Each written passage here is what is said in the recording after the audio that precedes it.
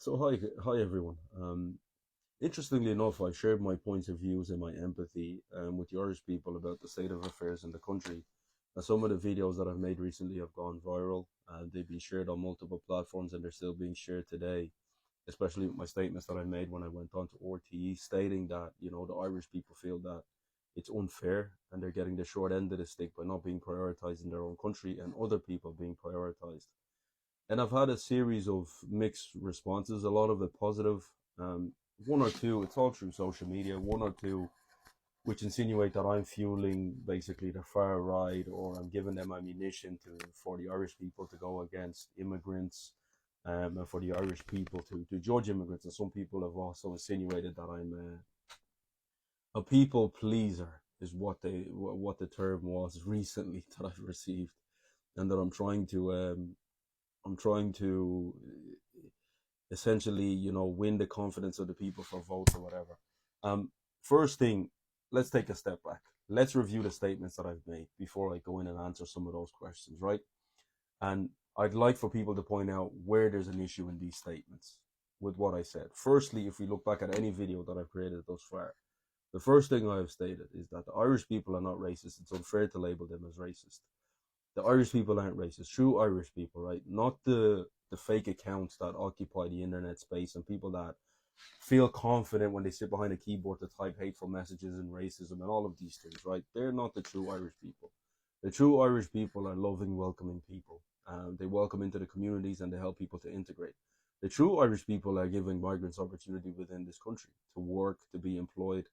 They fight for migrants' rights. The true Irish are the ones that have influenced a lot of changes towards non non white, I can say, from being less racially discriminated in the workplace, in so many areas due to the situations that happened during the George Floyd marches and stuff like that, right? During the Black Lives Matter movement, which was a global movement, but the Irish people, the true Irish people, stood up and they said, no, racism is wrong, oppression is wrong, and we stand against it. Those are the Irish people.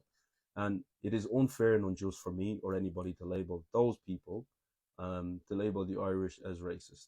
I'd like to see firstly where there's an issue with that statement, where it's people pleasing, because I'm talking about real life experience and factual things that have taken place.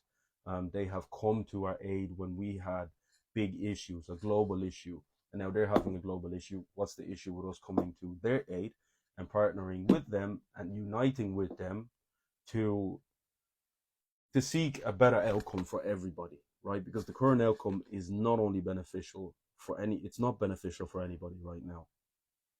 Second statements that I made, another point that I made within my videos, is that it is unfair for any citizen within their own country where they're being told that there's a lack of housing, there's a lack of resources, there's a lack of resources when it comes to mental health services. And I deal with a lot of people that are suffering with depression, a lot of people that are suffering with mental health on my day to day. I've coached and I've mentored a lot of young people within this country, Irish children, Irish young kids that are on medication for depression and all of these things. Not only Irish black kids, but all Irish white kids, sorry, but also black kids, mixed Asian kids. Like the list goes on. But the issues that I've pointed out that the Irish people are fighting, it's not only in their benefit, but that's for everybody. The mental health service is fails for everybody. The lack of resources for that is a danger for everybody. And I've had a lot of experiences and stories with people, not just what people read on the internet or statistics or numbers. No, you don't understand something until you speak with the people and you see the damage that the lack of resources and the lack of services doing to their families, to their homes, to their day-to-day living, the type of stress and pressure they live under when their family members are committing suicide, when their family members are having mental health breakdowns and they can't even get the resources that they need. So in that situation, what part of my statement saying that the government needs to look after these areas first and prioritize these areas instead of prioritizing other areas, which it seems to be they are doing, is wrong? What part of that statement that the Irish people should be prioritized first within their country to ensure that they have all the resources that they need to thrive, to succeed, and to live well off for their families? What part of that statement is an issue? Because let me run it back in some of our countries, right? A lot of our parents and our families left our countries. Why? Why did you arrive to Ireland in the first place? What was wrong within your own country that you had to seek a better outcome somewhere else? What was not being fixed by your government? What was being neglected by your government? And do you not complain about those very same things? So when we're fighting a common enemy and their issues are similar issues that we face in our country, how can we not have empathy and relate to that? How can we then turn on those very same people and say, well, look, use are this, use are that, instead of saying we understand and we stand with you guys united, just as they did to us when we faced our problems? That is my message. My message is of unity and not of division, because right now what's happening across social media and across Twitter and all of these spaces which people are buying into, and as a consequence of the lack of action and accountability from the government, what people don't understand, this whole situation that's going on with people torching the new migrant centers and all of these things, I said it, and one of the statements I said is, we should be on the side of the Irish to make sure that the government is providing for them, because if the government isn't providing for them, they're going to feel hard done by, and their anger will turn. And look, let me put it this way: not the genuine Irish, yeah, but the Irish that feel that they're getting done over. Everybody that feels that they're getting done over, sorry, they have a right then to say to the government, you're not hearing our cries and our pleas for so long, but then you're taking the side. You're basically providing others with accommodation when our families are stuck in hotels, our families are stuck on the streets, our families are stuck being homeless and living in tents. How can you still be prioritizing other people instead of us? What do you think their sentiments are going to be? What do you think their reactions are going to be? And I said it, the reactions will be a turn of anger. And because the media is doing a fantastic job of directing that anger towards migrants, a lot of people would follow that suit as well. So you're blaming the people and you're blaming the Irish and you're blaming the statement I made. But the statements I made was those that will get a better outcome for everybody. If the Irish people are taken care of, they won't have this issue with migrants coming into the country. They won't have all of these protesting with migrants and etc. They won't go burning down new migrant centers, putting the health of migrants at risk anyways. So you have a situation where the government is bringing people into the country, not in a safe environment, not in a welcoming environment, but to a dangerous environment. And so what do people think when, let me put it to you this way. So as you continue to label the Irish as racist and say they're this, they're that, and the other, right? What do you think is going to happen? What do you think their sentiments are going to be towards you? I'm just curious. And what do you think those words accomplish exactly? What do they accomplish? Nothing whatsoever. When the Irish, in their response, they'll feel, well, we've welcomed you into our house, we've helped you, and now you're spitting in our faces and calling us all of these type of names. And when we want to speak out about the oppression that we're facing and try to challenge our government, you are going against us. I don't see where in that I'm wrong. And maybe it's me that is crazy, but I highly doubt it, right? Because I have real life experience with Irish people. I feel their pain because they're not just Irish people. Let me put it to you this way. Because a lot of these labels, people are getting they're getting confused with these labels, right? Labeling people as Irish people. They're no different to me. I don't see Irish. I see a color. I see a difference. I see a unique difference. But I also see a human being. Before I see those differences, I see a human being. So what I'm seeing and what I'm speaking about are human beings that are being oppressed, human beings that are not being looked after. And for some of the people that are calling people migrants this and the fake pages on Twitter, right? Because that's what's happening. There is a lot of people spewing hate on Twitter and things like that, but they're doing it on the back of fake pages, right? They're cowardly people, in my opinion. And the reason they're doing that because it's not something they have the courage to do in public or they have the courage to do vis-a-vis, let's say. They don't have that courage. They're cowardly people and they're very powerful behind the keyboard, right?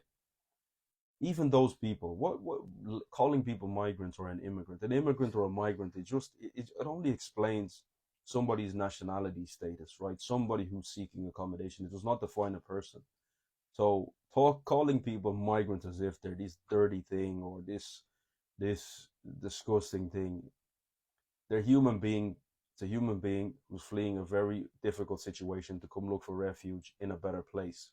That is what it is essentially. And there are many people that are coming here with good intentions, with good intention to seek a new life for themselves, but the integration process isn't there. And again, you're turning your anger towards the migrant where your anger should be directed towards the government and asking the government, and I wouldn't say your anger, but your concerns should be directed towards the government and asking them to put in place better integration systems, better integration processes for new migrants coming into the country, that they will be looked after. They will be guided towards how they should integrate within this civilization, how things are run in this country, what not to do, what to do, etc. The basics. It needs to be done, trust me, because people are coming from different parts of the world and the rules of the game are very different.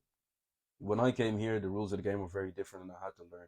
Many of us had to learn, right? So it's not the same, excuse me, it is not the same for everybody, right? The circumstances and conditions which people face themselves in or the type of upbringing they've had vary and they change. And it's important that psychologically, mentally, emotionally, physically, all of that, somebody is prepared for integrating into the places and the communities that they are going into. And we need to do better on that side of things um, as a country as a whole. But again, that falls back on the leadership within the country. So in short, for those that think I'm people pleasing and etc., I don't have to answer or justify myself to anybody, and I won't. I won't even address those things. But I'll address it briefly, and the only thing I'll say is, you know nothing of me to make such assumptions. You know a brief thing about me online, but I've done more in this country for everybody as a whole, migrants and non-migrants, Irish and non-Irish as a whole, in my 22 years in this country. I know a lot about this country. I know a lot about the people of this country. And I know a lot about the people who are not from this country, very much integrated in a lot of aspects of society. And I will always continue to fight and to help people to the best of my abilities, no matter what race, color, or ethnic background. I've done it. I will continue to do it. I don't need approval or praise. People's telling me to go for government and all these things, they're voting for me. That is not a motivation for me. I've spoken truth throughout all of my existence to the best of my capability. At times I have lied, we all do. But I've spoken the truth when it comes to the important things of life. I've always fought for those who are oppressed. I've always fought on the side of better treatment for everybody as a whole. And that is what I stand on the side of. That is what I choose to do. You have to be a light in the world, in the areas that there's darkness. If you have the ability to shine light into it, you have to. And I care for people, right? It's an interesting one because it's a gift that I was given by my mother, and it's also a gift that God has given me, to have a heart of compassion, to have a heart that cares for all of human creation, and to take people as they are my own. And I've worked with many people across this country, across so many different spectrums. And Ireland is a beautiful country, it's a fantastic country, but right now it's being run in the wrong direction and we're being turned against one another, and which is a wrong thing to do. The Irish, you should not turn your attention or your anger towards immigrants or migrants coming into the country. Stop that. It's not right. Your concerns are being voiced in the wrong area, and so long as you continue to do that, no change will come about. I can assure you, no change will come about as long as you continue to do that, because you're addressing the wrong people. And you're only hurting yourselves, and you're giving the governments more ammunition to pass stronger and stricter laws against the citizens of Ireland. And eventually, you'll end up in a situation where you might as well call yourself a free a prisoner in your own country, right? And that'll be terrible for everybody as a whole. But those are sort of where my standpoints are. Those are where I'm coming from. Again, my message is unite, not divide. Thank you.